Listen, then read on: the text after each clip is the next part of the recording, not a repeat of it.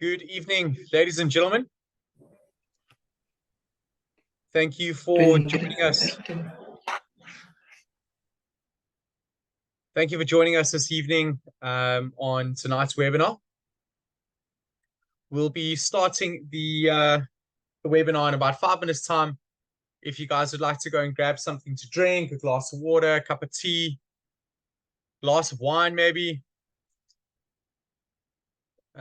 This is going to be a really relaxed webinar for each and every one of you to understand the immigration process of a teacher immigrating to Australia. So I'd ask each and every one of you to please mute your microphones during this webinar.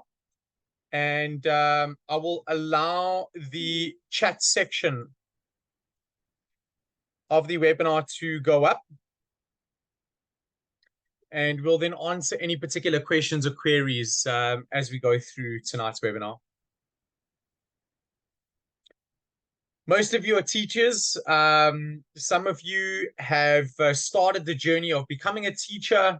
Those of you that have started studying, you guys have made a fantastic choice by looking into this, because the demand for teachers, as you will see throughout this webinar this evening, that there's a massive demand in Australia. We'll be covering reasons why there's a demand, where there's a demand, aspects of things like salaries, the living expenses for a family in Australia, and you'll be able to understand whether or not your salary as a teacher would be able to cover your monthly expenses and ultimately have a disposable income. So the few of you that have joined us, I'll be starting the webinar in about 3 to 4 minutes time. We're just waiting on a few more families to join from around about 7 o'clock. So 7 p.m. South African time. Just to introduce myself, my name is Sean Kupferberg. I'll be hosting your webinar this evening. By popular demand from many teachers around South Africa are wanting to understand the immigration journey. You know, what steps to take, where do we go, what does it cost, how do I qualify, how do I know if this is even something worthwhile looking into, what is the job security like, things like salary compensation. With me moving to Australia, would it be worthwhile? Am I able to actually create a lifestyle and a family for myself on that side, and ultimately provide for my family on that side? We get these questions asked quite regularly, so I'm happy to say that we'll be covering a large percentage of these particular queries. Each and every one of you have my email address, which is why you are attending tonight's event. So after this webinar, I'm going to ask you to send me a copy of your CV as well as your qualification certificates. So you can start prepping that during the course of this evening. And then I'm also going to be running through a small assessment throughout this webinar with you as well. And you'll be able to see for yourselves how the Australian government assesses your profile. You'll be able to determine how attractive you are as a teacher looking at Australia, what qualifications you need, how many years of work experience you require, which age brackets are ultimately considered, in high demand. So, yeah. Those that may not be able to hear me, you would just need to either put up your sound or put me off mute or adjust your settings on this side. I believe everything on my side from a settings perspective is perfectly fine. So those that you have just joined us, welcome. My name is Sean Kupferberg. It's a pleasure to introduce New World Immigration as well as the entire immigration process that each and every one of you as teachers would be going through. most of you have been introduced to me by Emma from EduStaff. EduStaff and I came to the understanding that there's a huge demand for teachers from South Africa and various parts of Africa that are looking at immigrating to Australia. So we thought that let me address the particular questions or queries under one roof, and each and every one of you can understand exactly what's going on. So I spoke with Emma about a week ago, and after about 3 or 4 days, she introduced me to close to 100 teachers. So it was quite overwhelming. I thought, how am I going to attend to each and every one of you? So I thought, hold on, let's rather just arrange for a webinar and chat to each and every one of you directly at the same time. So without further ado, I will be starting tonight's webinar. I'm going to run a slideshow as we go through this webinar, but I will have to keep it like this and not go into a full screen because I still need to let people into the room as I go through tonight's presentation. Righto, so looking at the immigration pathway and what it is that we're going to be touching on is how teachers can successfully immigrate to Australia. This is ultimately where your journey starts. I'll be your host for tonight. Those of you that don't know me, my name is Sean Kupferberg. Just a bit of a background on myself. I have over 9 years of work experience in the immigration field. I've specialized in Australian, Canadian, South African, European, as well as immigration law. My passion lies with assisting prospective migrants and business people, as well as investors that are immigrating or looking to immigrate to Australia.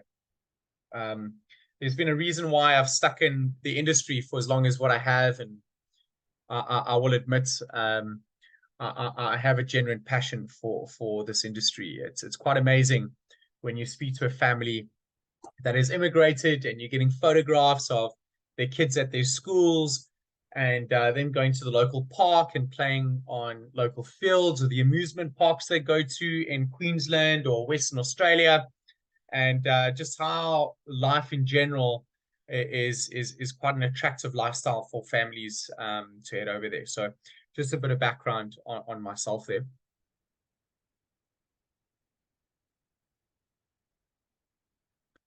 So I will be just sharing my my screen with each and every one of you shortly, just so you can see exactly what I'm referring to here. So you should see my screen come up now. Okay, so one of the most important questions that families generally have is, why is there such a shortage of teachers? Why is Australia looking for teachers? Why is there such a demand?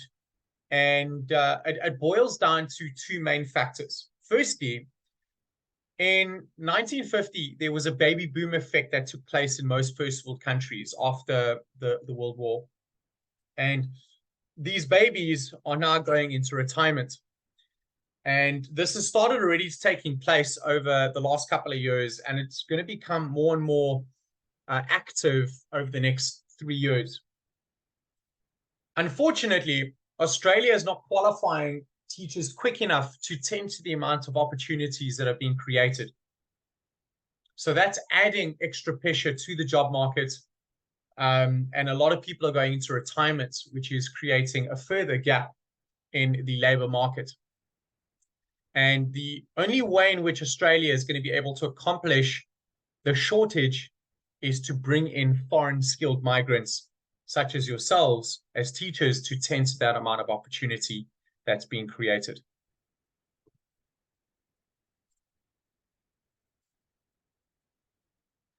So if you look at the effective ways of securing work in Australia, so another major question is, I'm a teacher, I'm an early childhood teacher that studied through WITS or UNISA, which is a very popular university that a lot of my teachers would qualify through. or you are a special needs teacher or high school teacher, how do I effectively secure a job in Australia? Or how do I even find a sponsor in Australia? Before you get into the job market and you start looking for work opportunities, the very first thing that you would need to complete would be a skills assessment. In other words, what we would do as a migration agency is build a portfolio of evidence to prove you as a teacher have not only worked as a teacher in a classroom environment, teaching kids, completing various tasks and duties for your students, lesson plans as well throughout your week to week to term, and then marking, of course, all of these aspects that fall in line with becoming a teacher or being a teacher. We would need to prove that. We need to prove that to the Australian government. So before they can employ you and before you can actually register as a teacher, similar to SACE registration here in South Africa, you actually need to go through a qualification assessment, as well as a work experience assessment to prove that you are on par with Australian education standards. So that would be your first step. The second step that we'd be completing is then walking you through the registration process and to register in a particular state where you would like to practice as a teacher. So unlike SACE registration in South Africa, where you may have taught in Limpopo, or you've taught in UK, in KZN, or you've taught in Cape Town, where I'm based at the moment, if you obtain SACE registration, you can teach anywhere. In Australia, it works a little differently. You would obtain registration to teach in Western Australia, to teach in Western Australia, which is where Perth is. Or you'd obtain registration in Queensland, or you'd obtain registration in Victoria, Melbourne, or South Australia, Adelaide. So each and every one of the states across Australia would have their own separate regulatory boards or councils that you would need to register through. So we would walk you through that particular process as we go through arranging for interviews, etc. So that's step 2. Step 3. Step 3 is then looking at your 2 visa options. Now, I don't want to get this too complicated, guys, and I'm going to be running through an assessment with you shortly, but you've got 2 main options. On the one side of the coin, you have what's known as a skilled visa. There are approximately 3 countries globally that offer skilled visas, Australia being one of them. A skilled visa, in a nutshell, allows you to apply for residency or permanent residency from South Africa or the country where you're at, and you actually enter Australia as a resident or permanent resident. When, like most of your first world countries like Europe or the US and New Zealand, you'd actually need to enter on a work permit first, on a temporary visa, which doesn't give you a lot of concrete ties into the country. You're tying down to a particular employer, and only after a certain amount of years can you then apply for permanent residency. So most of your first world countries only offer one route to permanent residency, which is a work permit to permanent residency, where Australia offers you a skilled visa, which is a permanent residency pathway, giving you 2 options here. Now, I will run through the assessment later on throughout this presentation to see whether or not you qualify for a skilled visa. To give you a bit of background on the skilled visa is, should you qualify for it, you and your family, so yourself as the teacher and your dependents, so your husband or your wife, as well as your children, your kiddos, will actually get the same rights as you. So your husband will have open working rights. He's able to work immediately, freely for any employer. whether you'd like to run a business or she would like to run a business, study further, they have the freedom to do that. Secondly, you get free healthcare, which can be quite an expense when you go to another country. Each and every one of you, many of you have private medical aid here in South Africa, including my household, which is quite expensive, as each and every one of you can agree. In Australia, on a skilled visa, that comes free. You'd also get free schooling for your kids, which is a major, major contributing factor why a lot of families choose to go ahead with a skilled visa. If you have kids and you're going over to another country on a work permit, it can be quite a costly exercise to put your kids through school before you become a permanent resident or before you get your skilled visa. By getting your skilled visa straight off the bat and you entering Australia, you've got immediate access to free healthcare as well as free schooling for your kids. The second point I'd also like to raise is you're getting lower interest rates as well as lower income taxes. So when you start earning an income, you're paying taxes. By having a skilled visa, you'd be taxed less than what you would be on a work permit. A work permit, ladies and gentlemen, if I haven't touched on this yet, is very similar to a sponsored work permit. I know each and every one of you have heard this before, a sponsorship, which we do regularly. But the difference between the skilled visa and the work permit are free healthcare, free schooling, your interest rates are a lot lower. So if you're wanting to buy a house and a car, your interest rates would be a lot lower, as well as your income taxes. So you've got far more of a disposable income.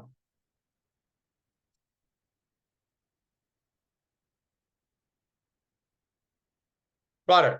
So to the next section, what we are going to be looking at here are the requirements that you would need to have as a teacher to apply to Australia. There is nothing out of this area or these requirements where you may qualify, which most of you, I'm sure, would be able to tick off these boxes. But the first thing is you would need to either have a degree in education, so a bachelor's degree in education, whether that's in foundation phase, intermediate and senior phase, special needs, whatever the case might be. You'd need to have a bachelor's degree in education, alternatively, a postgraduate certificate in education, also known as a PGCE. The second requirement is that you need to have a minimum of 45 days of supervised teaching. So I'm sure most of you can remember, those of you that may have qualified years ago, 10 or 15 years ago, you might not remember, but maybe you will. You would have had practical experience during your degree. And usually in South Africa, it's over 50 days, but we'd need confirmation from the university that you've had a minimum of 45 days of supervised teaching. My team will help you obtain those particular documents, as well as provide you with templates and examples of how that document would need to look like from the university. The second requirement is work experience. The work experience would be a requirement if you're looking to apply for a skilled visa. The work experience will also be a requirement if you're looking for sponsored work permit. So those of you that have just recently qualified, it would probably be wise to look at the skilled visa option, right?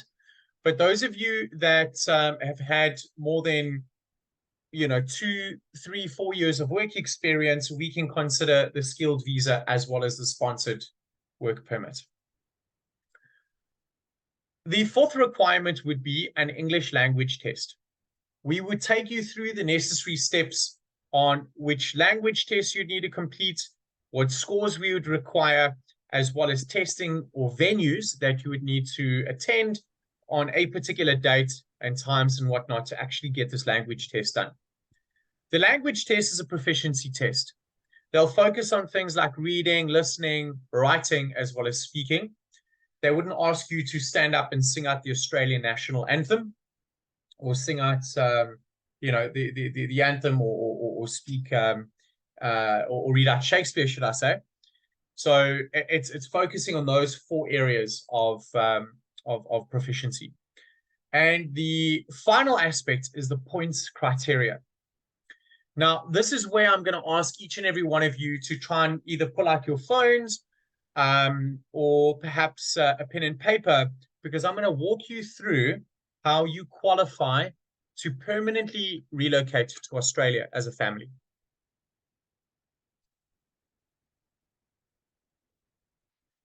Right, ladies and gentlemen, there are 4 main areas where Australia is going to look at your profile. 4 main areas. They've designed a point system to see how attractive you are as a family to the economy of Australia. Are you going to bring value to our country? With what qualifications? With how many years of work experience? How old are you by the time you get here and by the time you apply to get to us? And what your English proficiency is, as Australia is, of course, an English-speaking nation. So you need a minimum of 65 points to qualify. So I ask each and every one of you to either take out a pen or paper or take out your phone and write down the score that you get for your age. As an example, if you're between the ages of 25 and 32, you would get 30 points. If you're on the brink of 32 and turning 33 in the next 6 months or so, I would award yourself with 25 points. If you're between the ages of 40 and 44, you'd be getting 15 points as per what you've seen the age bracket there. The second aspect would be English proficiency, as we've just covered. There are 3 points or 3, awarded sections that you could ultimately get points, and that is either 0, competent, proficient, which is 10 points, and superior, which is 20. Everyone that we bring on board right at the beginning will be conservative and work with 10 points for now. So add the 10 points on top of what you've gotten for your age. The third aspect would be your qualifications. Now, most of you would get anywhere between 15 and 20 points. As you will see in the section there, you will notice that you will have a bachelor's degree, including honors or masters. You'll also see above that is diploma completed in Australia. Avoid that. What I would avoid looking at that. You would receive points either on your bachelor's degree in education or your PGCE, your postgrad certificates in education. That'll give you 15 points. If you've completed qualifications over and above that, such as a PhD, that would then give you 20 points, which I know some of you have a PhD in this area. Now, whether or not you hold a PhD, it won't hold you back to still applying to Australia. It would just give you more points. But the minimum qualification that we'd require is a bachelor's degree in education, or like I said, the postgrad certificates in education. So award yourself around about 15 points for this section. I can nearly guarantee it that most of you would have 15 points. The final aspect would be work experience. Now, ladies and gentlemen, when you're awarding points for work experience, it is very crucial that you award the right amount of points. And when I receive your points breakdown that you send to me by email after this presentation, I will look into this further with you when I look at your CVs. But you can only award points for work experience post your degree in education or post your PGCE. Any work experience to prior to qualifying with either of these qualifications, unfortunately, the point system to apply for permanent residency to Australia won't be factored in. So if you've had 3 years of work experience prior to qualifying for your degree in education, And now you're sitting on 5 years of work experience, which gives us a total of 8 years. We can only award points for the 5 years. And as you will see in that area, anywhere between 5 years and 7 years will give us 10 points. Anywhere from 8 points out of the last 10 years will give us, or 8 years out of the last 10 years will give us 15 points. If you have less points than 5 years, so between 3 and 4, that would give you 5 points. So I would like for you to add up your point scores, send them through to me via email. Let me have a look at that. We need a minimum of 65 points to qualify. If you're below the points threshold, if you're below the 65-point mark, there are areas where your spouse can add extra points, which I'll look at as well, by them completing the English language test with you, or if they're qualified in a field that is in high demand in Australia as well, we can boost your points by an extra 10 points, making your profile more attractive. So again, I ask each and every one of you to please complete your points assessments, look at the various areas that you're able to claim points from. Please work with 10 points within the English language test. I know many of you are English language teachers. I work with many English teachers, and even if I know that they may score 20 points in the English test, I would just work on the conservative score of 10 points for now. I always like playing the conservative game in this area, as much as I'd like to think myself as an optimistic person, and believe that my clients would score and knock the test out of the park. I always want to try and be as conservative and realistic about all expectations on the playing field. So I'm sure you've got that area of the points. Now, on to the next section. A very popular question is, based on my salary in Australia, can I provide a living for my family? Can I live a good lifestyle? Can I save? Can I earn enough to go on holiday? Could I rent a decent sized property? Could I look at buying property down the line? All these, aspects of being a professional, and rather just giving, your family that major sense of security. The median gross household income, as per 2 years ago, was set at $63,393 per annum. This was a combined household income between both working partners or parents of the household. The average weekly earning full-time teacher in Australia from May of 2021 would earn just over $1,700 a week.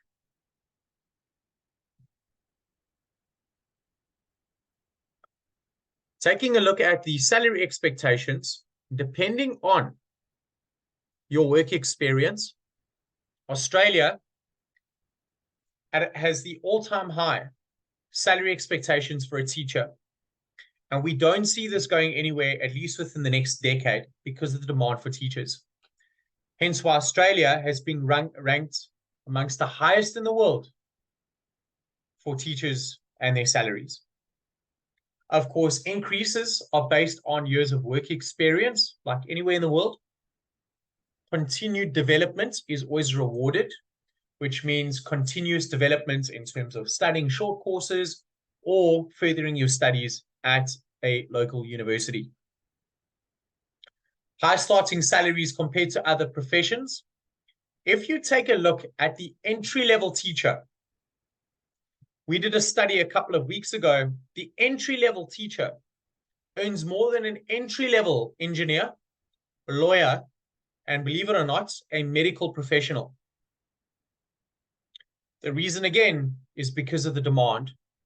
And on top of that, Australia believes in a system that pays the average teacher an attractive salary.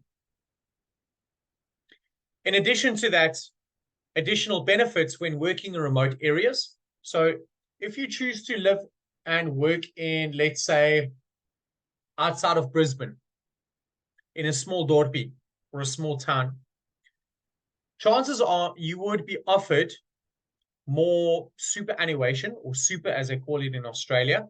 So all companies or employers would pay on top of your salary. It's called super or superannuation.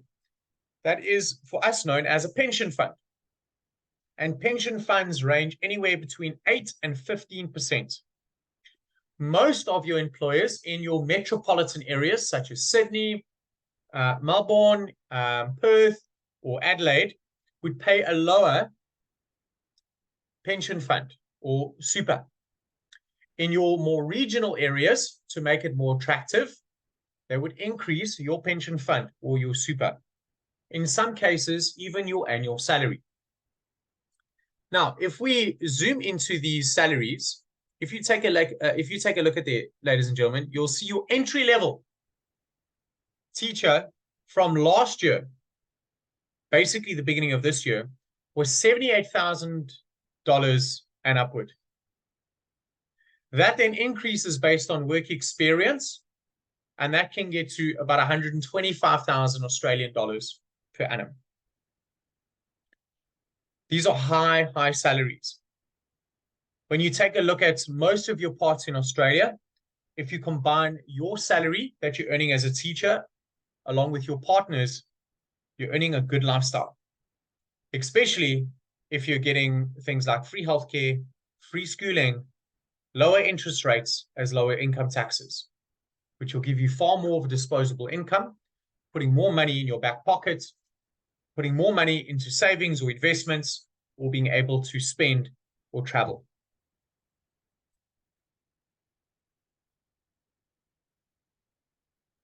Ladies and gentlemen, before I continue over to the community section, I'm going to answer a few questions here. So I believe that most of you or all of you should be able to hear me.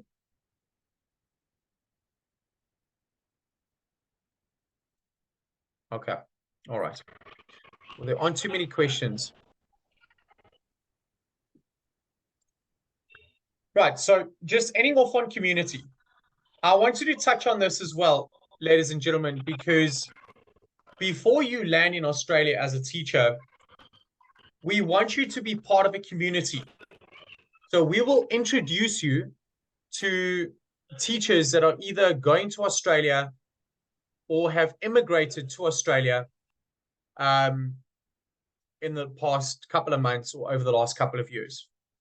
We will introduce you to a community of local South Africans or Zimbabweans or Namibians, wherever you come from.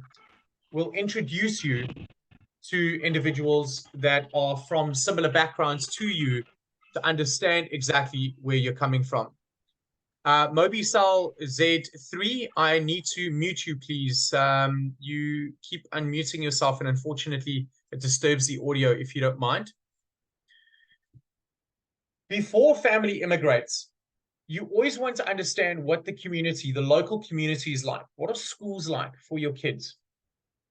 What are work opportunities like for my spouse? What are grocery stores like? How far are they? What are rentals like? We want to introduce you to support group forums to understand how you're able to get together, find career guidance, as well as understand schools and religious groups if you have a very religious background. Now, many of you have religious backgrounds, whether it may be Catholic as well as Anglican or Christian, whatever the case might be, to name a few, or Muslim. A lot of my teachers have religious backgrounds where they're looking to find themselves at religious schools and find themselves connecting to religious communities. We've built up the necessary network to help you understand those networks and help you guide yourselves and connecting with those particular individuals or families on that side. So throughout the immigration journey, we'd be able to help you with that particular process. Last but not least, gentlemen and ladies, what I'd like to discuss here is the roadmap on the immigration process. First off, when we start the immigration process with you, myself and a specialized case manager that deals with teachers on a regular basis will help you understand the documentation requirements that we need to collect from you. We need to prove to the Australian government that you're on par with Australian standards. We've worked with 300 plus teachers over the last 10 years. We are very aware of the paperwork that's required, or fully aware of the paperwork that's required, and the stumbling blocks that you may face with either your university or understanding the paperwork. We've gone through this. We've worked with most universities throughout South Africa. We've actually got direct contact with a lot of the main departments that provide us with the paperwork that we need from these universities. So we'll help you with that and guide you on that. So firstly, we'll assign you to a case manager to help you prep and understand the requirements. Secondly, you'll need your case manager to discuss the documentation requirements, as well as meet the division manager, someone who actually heads up the Australian case division. His name is Jonathan Pretorius. He's been in the industry for a very long time. He's got an offshore ID number. New World Immigration is also registered through MARA, which is a regulatory board to assist families to legally go through the Australian immigration process. Once you've met the team, we'll give you access to an online portal, and that will give you a full breakdown of secure documents that we need to collect from you, which you're then able to download templates, examples, upload requirements such as your CV, qualification certificates, your transcripts, passports, etc., etc. And this is where we're going to be building that portfolio. Once you've supplied us with the documentation, we'll then submit your paperwork to the Australian government, and that is when we wait for the visa grant to be approved. Before I end off tonight's presentation, I'd also like to make it very clear to each and every one of you that myself as an immigration consultant or advisor, I'm also an international recruiter for teachers in Australia, or at least across Australia. I believe there's a helicopter flying over. We live relatively close to the ocean, so I'm not too sure if there might be a fire somewhere here.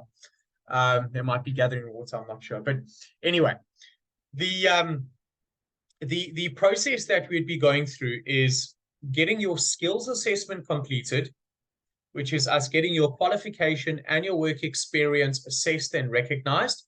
So once I've gotten your points breakdown that you send to me with your CV and your qualifications, I'll then be able to assess and see whether or not you qualify.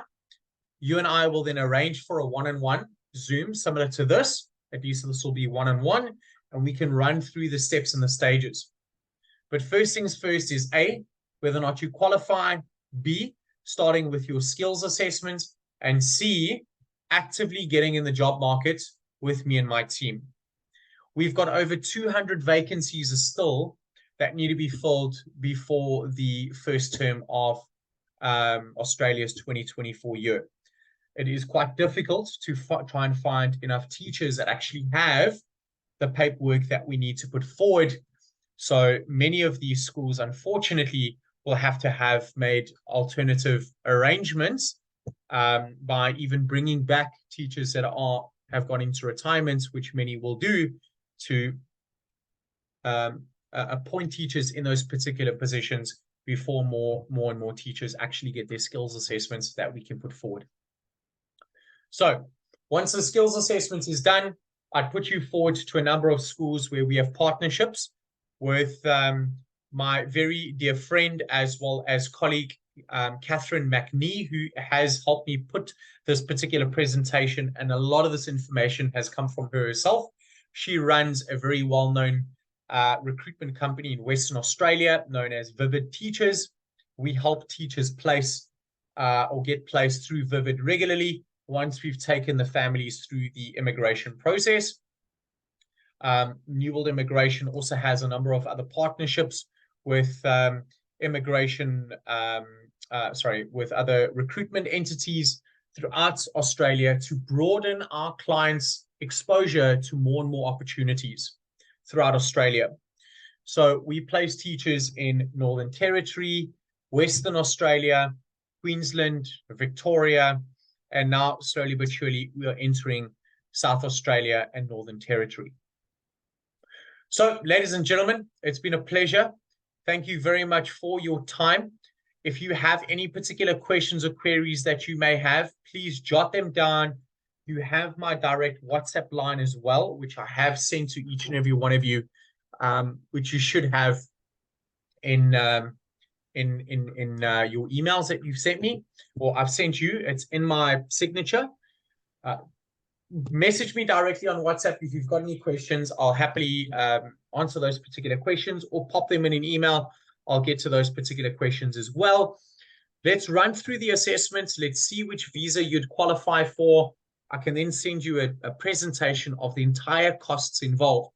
I know many of you are going to ask, what are the costs? What particular steps does each part cost? I will send that individually to you, because there are independent profiles that differ from teacher to teacher, and costs differ from teacher to teacher depending. So I'll be able to send you a very specific and tailor-made presentation of the costs of the process. And from that point, the immigration process will take us roughly anywhere between 12 and I would say 14 months to get a permanent residency pathway completed. A work permit is done a lot faster. It's actually done in less than 6 months. So if you were to look at getting into Australia sooner, we could look at the work permit or the sponsored pathway. Ladies and gentlemen, please feel free again to pop me an email or an SMS or a message on WhatsApp. It's been a real pleasure speaking to the lot of you, and I look forward to your feedback. Have a fantastic evening, and best of luck for the remainder of your year and your term 4 with your teachers. Take care, and thank you again. Bye-bye now.